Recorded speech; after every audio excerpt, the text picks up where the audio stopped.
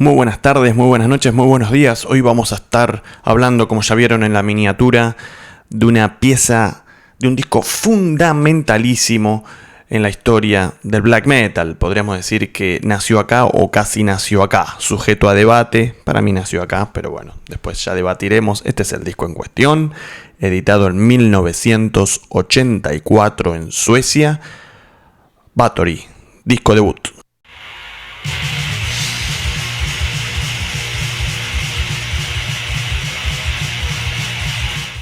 Este disco icónico del género fue lanzado en octubre de 1984 por el sello Black Mark Production. ¿Qué es este sello? Bueno, nada más ni nada menos que el sello fundado por Björn Forsberg. ¿Quién es Björn Forsberg?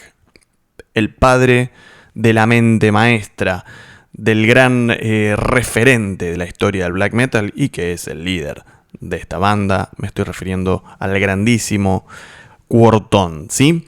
El disco fue autoproducido por Quorthon y de voz. ¿Quién es de voz? Una vez más, Björn Forsberg, ¿sí?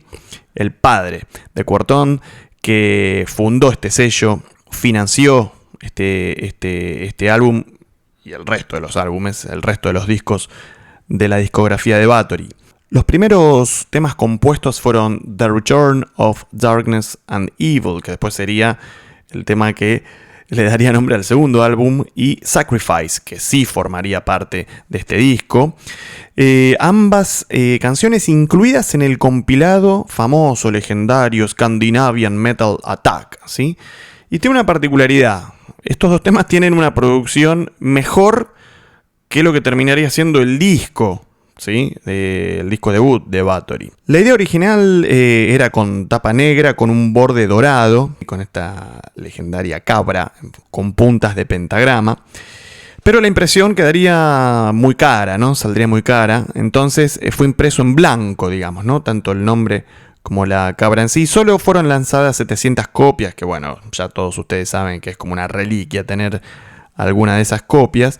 Me refiero al color dorado, al color original, la idea original. Lógicamente después aparecieron varias reediciones. Lo que yo acabo de mostrar es una reedición por un sello, a través de un sello brasilero, ¿sí? Hay muchas reediciones de la discografía de Bathory y en particular de este disco.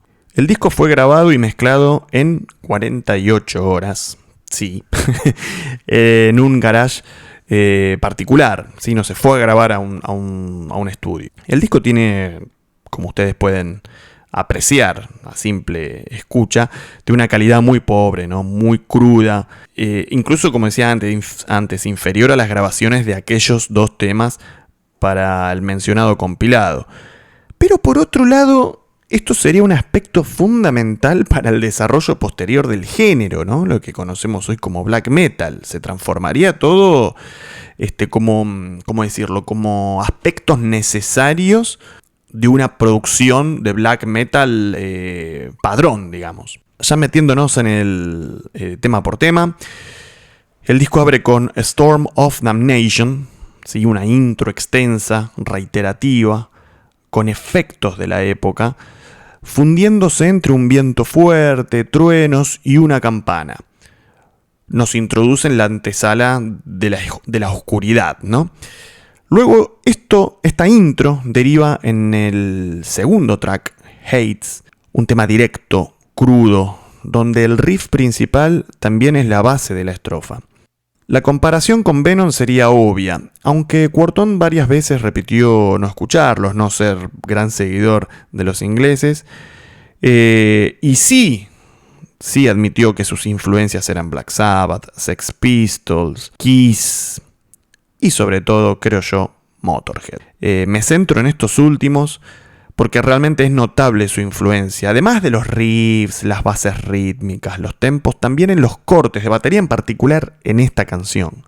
Luego pasamos a Reaper, continúa la aceleración, una voz que marcaría el futuro del género, ¿sí? Yo creo que, por eso antes decía que para mí termina de definir o sería el disparador de lo que después conocemos como black metal. Venom, en mi opinión, sin ninguna duda es una gran influencia para el desarrollo del género, pero Hay muchas cuestiones en este disco, por ejemplo la voz, la forma de cantar, que sin ninguna duda llegaría a ser una influencia más profunda en todo lo que después conocemos como black metal, sobre todo el black metal noruego, a pesar de que la gente en cuestión es oriunda del país vecino a Noruega. Estoy hablando de Suecia. Volvemos al tema, Reaper. Y además de esto que mencionaba de las voces, bueno, hay errores de batería muy perceptibles, ¿no? En la parte rítmica, corridas de tempo, errores en los golpes. Pero a su vez, esto es como la romantización del estilo, ¿no? Y esto es lo que lo realza.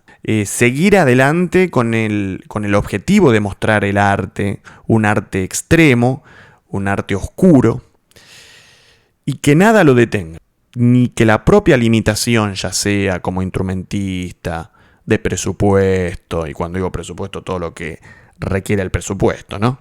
Grabación, mezcla, edición, diseño de arte, etcétera, etcétera, fotografía, etcétera, etcétera. Claramente, por eso digo que esto para mí sentó mucho las bases, mucho más que Venom. Tiene muchos aspectos en lo musical y por fuera de lo musical, que es lo que determinaría la política de una producción, de un disco de black metal. Luego pasamos a Necromancy, una breve intro al estilo del creciente thrash en aquella época, ¿no? Un clásico en su repertorio, con influencias incluso de la New Wave of British Heavy Metal, en relación a las guitarras me refiero, ¿sí? Un interesante solo final de guitarra tiene este tema, y bueno, muchos me dirán, este está totalmente loco. Bueno, sí, tienen razón, pero ¿saben qué? Yo encuentro un acercamiento en la guitarra, incluso como en la forma que se encaró el solo, al sonido de Ace Frehley de Kiss, en el álbum Hotter Than Hell, el segundo disco de Kiss. Y ahí uno repara que lo que fue una producción muy polémica, me refiero al segundo disco de Kiss, que fue mismo admitido por ellos, y para que ellos, sobre todo Gene Simmons, admita esto, fue una producción que fue un fracaso, básicamente. La producción, la calidad de sonido en esa época fue muy, muy mala. Esto va a derivar en un sello, ¿no? Una marca muy característica del género, lo que hablábamos antes. Esto juntándolo a que Quorthon era muy fana de Kiss, sobre todo de los primeros discos de Kiss. Yo le encuentro una similitud, casualidad, pensado, aconteció por una tragedia entre comillas, una tragedia sonora, ¿no? Porque el segundo disco de Kiss a nivel producción es una tragedia sonora. Yo le encuentro paralelismos. Luego pasamos a Sacrifice, ¿sí? Y vuelve el tempo acelerado, una de las performances más consistentes del disco en relación a la batería, ¿no? Que este es un aspecto que por ahí uno lo encuentra como más a simple vista, bueno, o a simple escucha. La inestabilidad del tempo, errores en los golpes, como decía antes. Bueno, en esta canción en particular se nota que la batería tiene una performance más regular. Luego pasamos a In Conspiracy with Satan, otro himno de la banda, 100% black metal. Y más allá del título que claramente delimita la temática del género, el riff, ¿sí? Alternando cromatismos, el tempo del tema, la base rítmica, aunque otra vez aparecen estos errores muy visibles, marcarían la base de una canción, podríamos decir, black metal estándar. Luego llegamos a Armageddon, clarísima influencia del Motorhead de Ace of Spades, clarísima. Luego pasamos a Raise the Dead, y esta canción es muy interesante. Nos muestra a otro Bathory, ¿sí? Quizás un adelanto del Bathory que vendría, digamos, en la segunda etapa de la banda, ¿sí?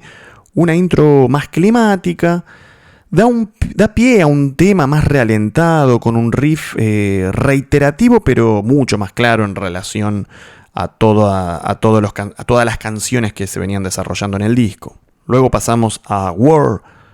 Vuelve el black metal más furioso, otra vez aparece un solo de guitarra más vertiginoso que pensado, ¿sí? Pero este aspecto se desarrollaría en cantidad y en calidad en el segundo álbum, ¿sí? Que esa es otra historia.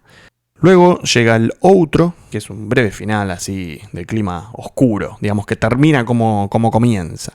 Bueno, para mí este disco es una pieza fundamental del black metal, como decía anteriormente, ¿sí? El comienzo de todo, en mi opinión.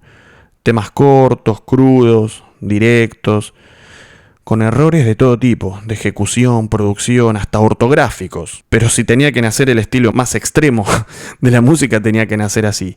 No estoy descubriendo nada nuevo. Si te gusta la música extrema, este disco es no obligatorio. No podés continuar tu vida sin él. Bathory, año 1984.